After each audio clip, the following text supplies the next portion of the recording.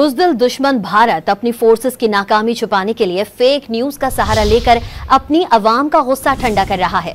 भारतीय मीडिया के इस झूठ के भांडे को फोड़ रहे हैं डॉन न्यूज के नुमाइंदे मोहम्मद बिलाल खान। जी बिलाल। जी बिल्कुल, देखिए भारतीय मीडिया की जानिब से ये दावा किया गया था कि कराची पोर्ट ट्रस्ट पर भी हमला किया गया है। उसके अलावा कराची के 15 मकामात पर हमले किए गए। मैं इस वक्त मौजूद हूँ नेटी जेटी पुल के ऊपर, जो कि कराची पोर्ट ट्रस्ट की जानिब ये सड़क जाती है। यहाँ पर तमाम जो सूरत हाल है वो बिल्कुल नॉर्मल है और यहाँ पर जो आमदोरफ्त का सिलसिला है वो भी इजीली यहाँ पर जारी है। जो है वो कराची पोर्ट ट्रस्ट जाने वाली सड़क पर मौजूद है और यहाँ पर भारतीय मीडिया की जानिब से गुज़श्ता रात ये दावा किया गया था कि हमने इस पोर्ट को पर हमला किया है और इस पर जो है वो नुकसान पहुँचाया है। क्या कहेंगे?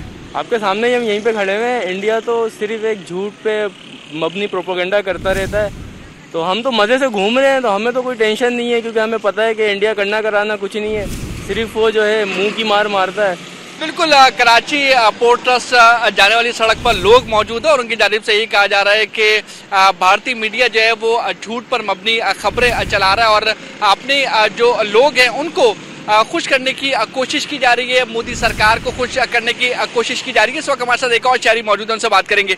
बताइएगा, भारत की जानिब से ये दावा किया गया था कि पोर्ट ट्रस्ट जो कराची की बंदरगाह है उस पर हमला किया गया है। आप इस वक्त इसी जगह पर मौजूद है, क्या कहेंगे?